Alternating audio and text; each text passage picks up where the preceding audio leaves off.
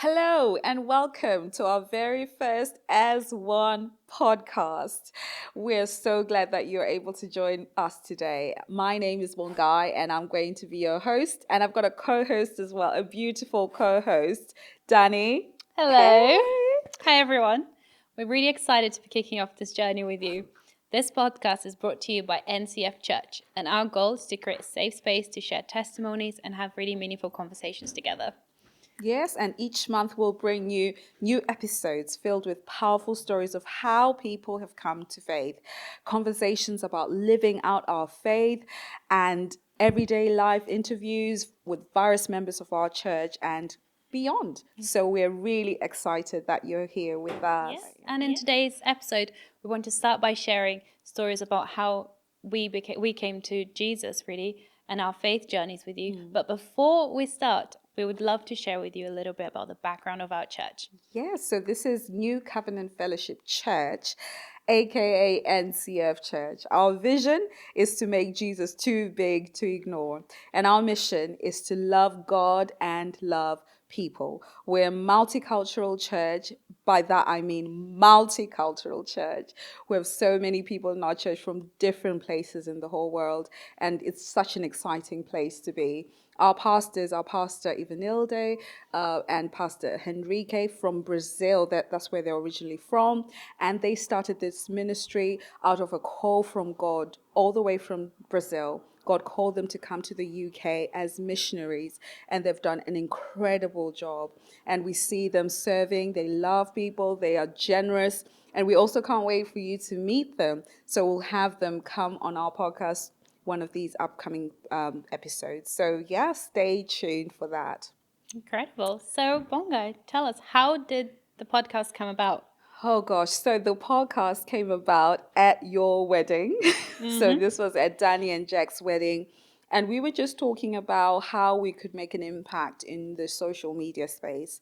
There's so many voices out there, so many voices that have been amplified. And I guess we just wanted a little microphone in that space to speak about Jesus, to share our stories about Jesus, because the world needs to hear about Jesus more than ever. So that's why we decided to start this podcast. And at that wedding, while Danny and Jack were playing, some of us were working. So, so yeah, it was Pedro, it was Noel, it was Maria Paula, it was Sam. We were just sitting and we were just discussing all things podcast. And it's such an amazing thing to see this thing come to life, you know. Yeah. So we're really excited for what is to come.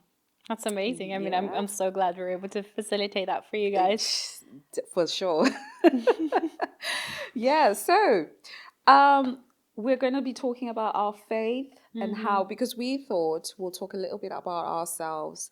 You guys can get to know us and we will share our stories, how we came to faith. So, Danny, do you want to start? Maybe start by telling us a little bit about yourself and then sharing your faith story. So, a little bit about myself. So, I'm originally from Brazil and I came to the UK when I was 8. And I've been here ever since. It's been, a really, really great journey. I've got family here, which is amazing. I've gotten married here with a lovely, lovely gentleman, which you guys will meet soon, called Jack from Cumbria. So my faith story is I grew up in church. So I grew up as a kid going to church, but I always thought it was just part of life. Like everybody goes to church. It was only when I managed to grow up and I think it was around my 20s when I really realized what being a Christian was. Because before, when I was a kid, I never really had like a relationship with God. I never had that intimate relationship. And it was on my 20s when, I went to uni, I experienced university, went off the rails slightly. And that was when really God called me. And when I realized that nothing in the world was filling me, there was something missing still, and is when I went back to my roots of church and started going again and started that relationship with God, and just that honest relationship where like I need that love, I need that joy that comes from being in his presence. Oh wow, that's amazing. How old were you when you then started to really get serious about your faith?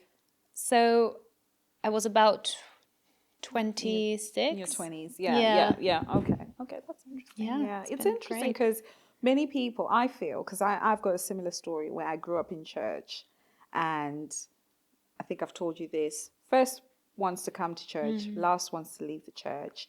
My dad was, he's an evangelist, and he's just so sold out for Jesus. So when you grow up in that environment, you kind of automatically assume that Yeah. you and God are good. So I realized later on that I didn't have my own experience of God. And, I gave my life to Jesus when I was about 10 years old. And I remember that moment because it was a decision I made to follow Jesus. And I'm curious to know how your life changed when you then made that recommitment to God. What was the impact of that decision for you?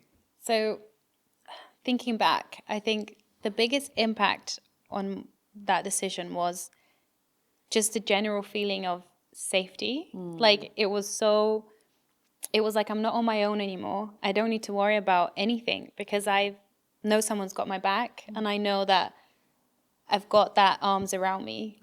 I think life just became less uncertain and more hopeful in general. And I think that's the biggest thing for Yeah, me. How yeah. about you? Yeah, I think similar because I was 10. So at that time, I had no confidence in school. I was so, I don't know how to describe. It's hard to believe that me, one guy, was shy. I was It's completely very hard to shy, believe.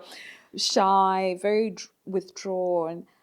Like when I look back and think back, I was really sad. Like I was a sad little girl, and I'd had other things that had happened in my life as well that kind of led to that withdrawal in character and in behavior.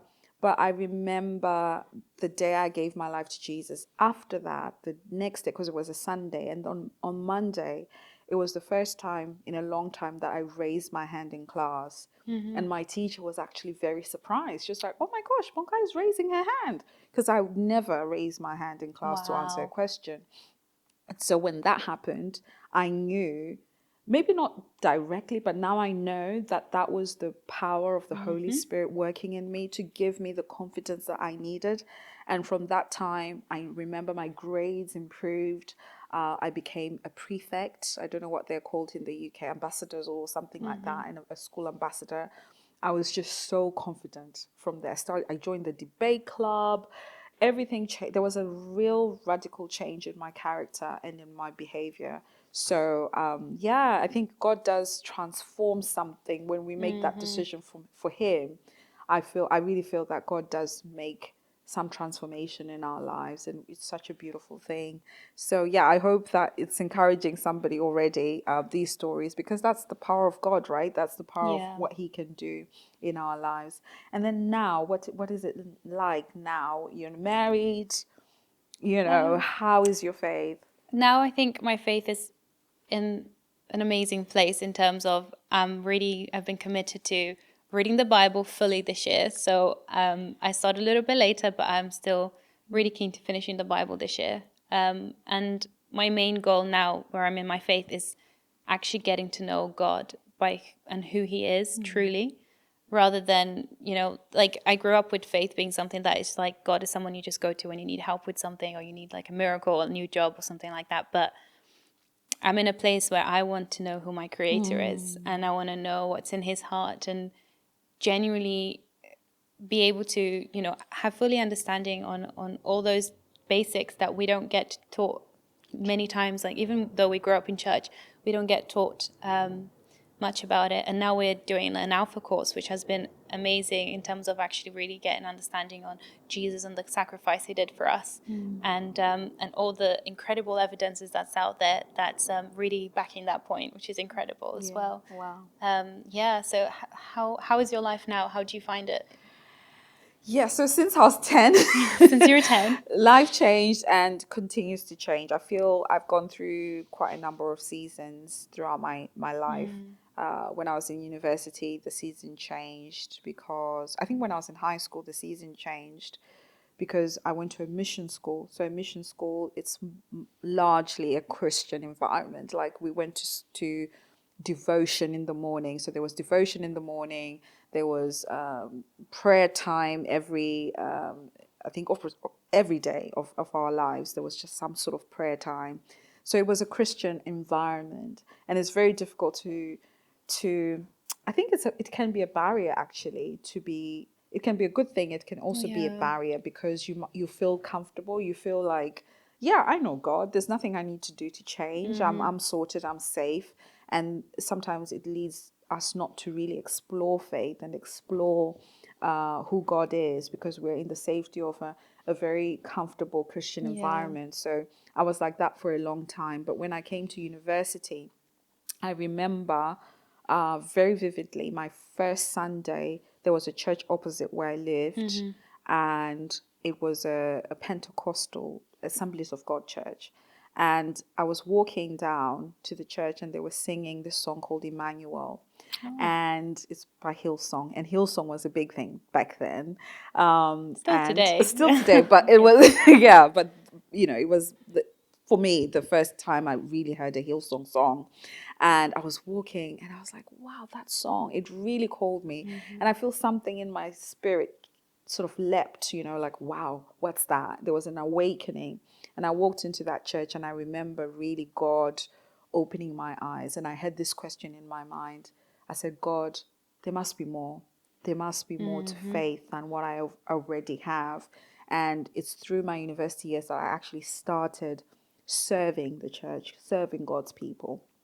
And I think that opened doors for me to really know God in a different way. And now I think, yeah, I'm still a work in progress. I don't think I've arrived. I don't think we ever arrive. Yeah. But I'm trying to work out my salvation every day, as you said, reading the Bible, which is hard sometimes. I know we say reading the Bible, praying, but it's an obstacle, or there are obstacles for us to do Yep. that. And I think there's just something. But when we pray and when we do spend time with God, it's like, why don't I do this Why? every Yeah. day?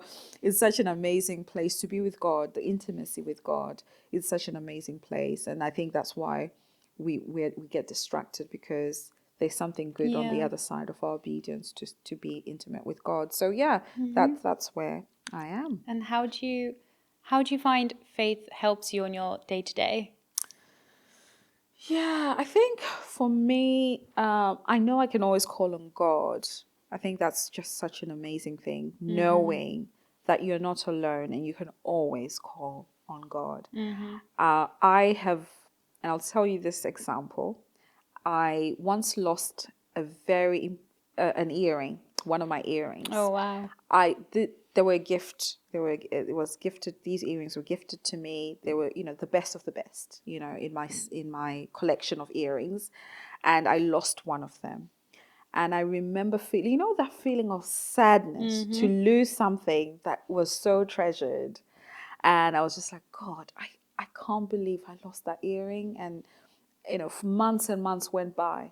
I just forgot about it. But, certain times I'll just think about my earring. I'm like, God, I really would want my earring back. But how am I going to, I don't know where I'd lost it. I searched everywhere. I couldn't find this one earring.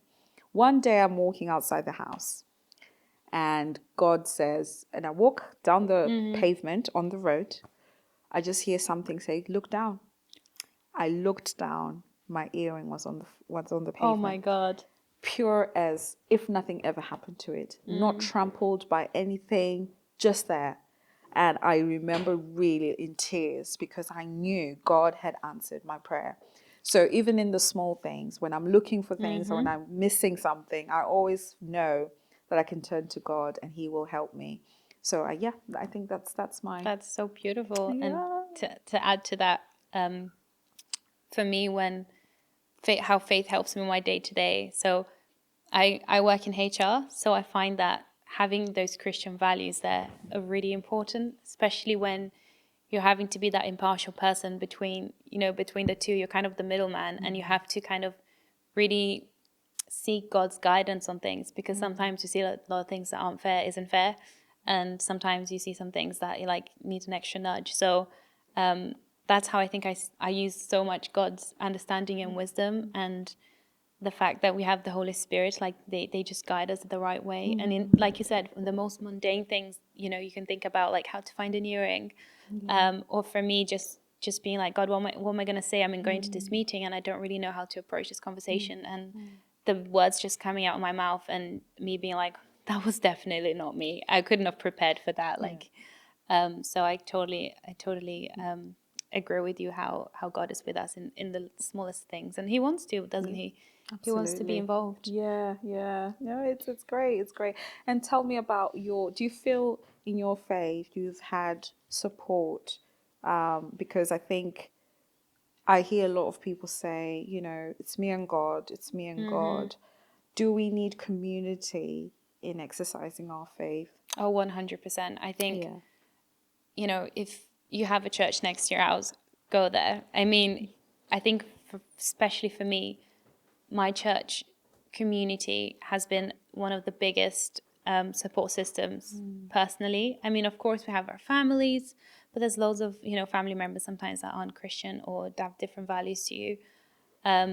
But for me, church really helped me because they're part of your everyday. That's true. We've got cell groups.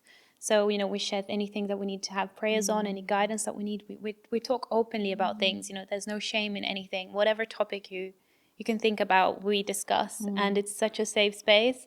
Like, we cry together, we laugh together. It's true. And I think that's the beauty, because it's a weird thing to the world sometimes, to go and cry to someone you don't know. You've known them for 2 days. But it's such a safe space that you are able to do that in that sort of church environment and church community, which has been incredible. So I think that's really important, to have that community around you. I agree. And NCF Church is the place to be because community is really done well here. We love each other, and I think there's no way we're going to be able to do it on our own as a Christian. There's just no way. I remember when I was in university, our youth leader, he was talking about me leading a cell group. And I was like, oh, I can't lead a cell group. I don't have the time. And he said, Bongai, you're going to have to be in a cell group all your life. And I couldn't believe that. I was like, cell group every week, all my life? But that is the reality of my life now. I'm always, we've got a cell group every Tuesday. That's just our life, not because I have to do it, not because we have to do it, but it's because we need cell group.